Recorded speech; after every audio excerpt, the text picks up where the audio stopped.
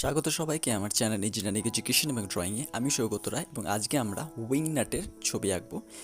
অন্যান্য নাটগুলোতে আমরা প্রথমে টপ ভিউ তারপরে ফ্রন্ট ভিউ করেছি, কিন্তু এখানে আমাদের সুবিধার জন্য আমরা প্রথমে ফ্রন্ট ভিউ আঁকবো। সবার প্রথমে আমরা একটি ভার্টিক্যাল সেন্টার লাইন টানলাম এবং অ্যাপ্রক্সিমেটলি মিডিলে আমরা একটি পয়েন্ট নিলাম।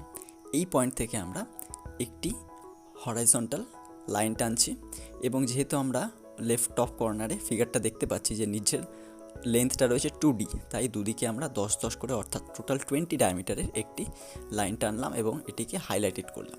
এরপরে আমাদের যে নাটের হাইট সেটা আমরা দেখতে পাচ্ছি যে রয়েছে D অর্থাৎ 20 মিলিমিটার। সেখান থেকে একটি হরাইজন্টাল লাইন টেনে নিচ্ছি এবং উপরের যে মাপটা সেটা দেখতে পাচ্ছি যে 1.5D অর্থাৎ 15 করে দুদিকে আমরা কেটে নিচ্ছি এবং লাইনটাকে হাইলাইটেড করছি। এরপরে এই যে দুটো পয়েন্টকে অ্যাড করলে আমরা দুটো ইনক্লাইন লাইন পাবো। এর ফলে আমাদের নাটের যে মেন ফিগারটা সেটা আস্তে আস্তে তৈরি হচ্ছে। এরপরে আমরা যেহেতু 1.2D সেন্টার থেকে দুদিকে দুটো ভার্টিক্যাল লাইন উঠেছে, তাই ডান দিকে 12 এবং বাঁ দিকে 12 দুটোর পয়েন্ট নিলাম। সেই পয়েন্ট থেকে ভার্টিক্যালি আমাদের ফিগারে দেখতে পাচ্ছি 0.4D অর্থাৎ 8 মিলিমিটার করে ডান দিকেরটা এবং বাঁ দিকেরটা দুটোকে আমরা 8 মিলিমিটার করে ভার্টিক্যালি উপরের দিকে উঠেছে।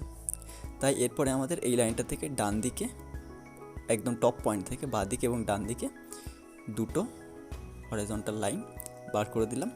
এরপরে আমাদের যেটা করতে হচ্ছে সেটা হলো, যেহেতু ওখানে রেডিয়াস রয়েছে 12 mm, তাই আমরা এখান থেকে দুদিকেই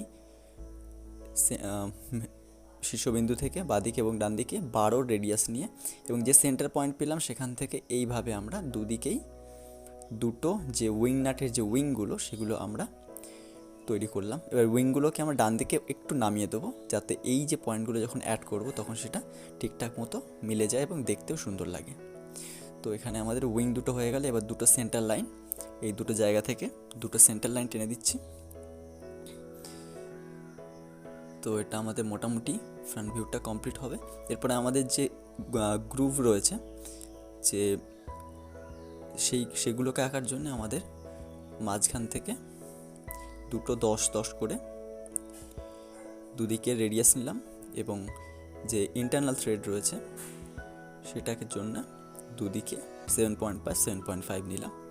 তাহলে দুটো হিডেন লাইন আমরা ফ্রন্ট ভিউ থেকে যদি নাটটাকে দেখি তাহলে ভিতরের যে থ্রেড থাকবে তার জন্য আমরা হিডেন লাইনে সেগুলোকে ডিনোট করি। তাই এখানে দুদিকেই দুটো করে আমাদের হিডেন লাইন হয়ে যাবে। এরপরে আমাদের ফ্রন্ট ভিউটা কমপ্লিট হলো এবং আমরা সেন্টার লাইনটাকে নিচের দিকে প্রজেক্ট করছি এবং নিচে আমরা আমাদের টপ ভিউটা আঁকবো। তো সবার প্রথমে আমরা একটি পয়েন্ট নিলাম, সেই পয়েন্ট থেকে একটি হরাইজন্টাল অ্যাক্সিস টানলাম, হরাইজন্টাল সেন্টার লাইন, এবং এখান থেকে আমরা উপরের থেকে সব কিছুকে প্রজেক্ট করে নিচে আনবো। আমরা নিচের যে লেন্থটা ছিল নাটের যে বেস লেন্থটা সেটাকে প্রজেক্ট করছি এবং টপের যে লেন্থটা ছিল সেটাকে আমরা প্রজেক্ট করছি।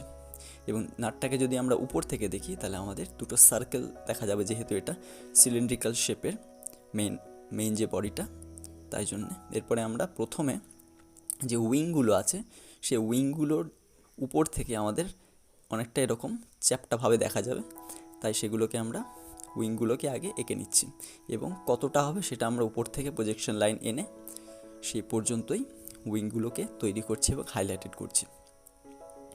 এই যে লাইনটা দেখতে পাচ্ছি এই লাইনটাই নিচে এসে এই পর্যন্তই দেখা যাবে এবং উইংটা উপর থেকে এই লাইনটা পর্যন্ত দেখা যাবে, তাই আমরা এখান থেকে প্রজেক্ট করে সেই পর্যন্তই নিচে উইংটাকে নিয়ে আসছি।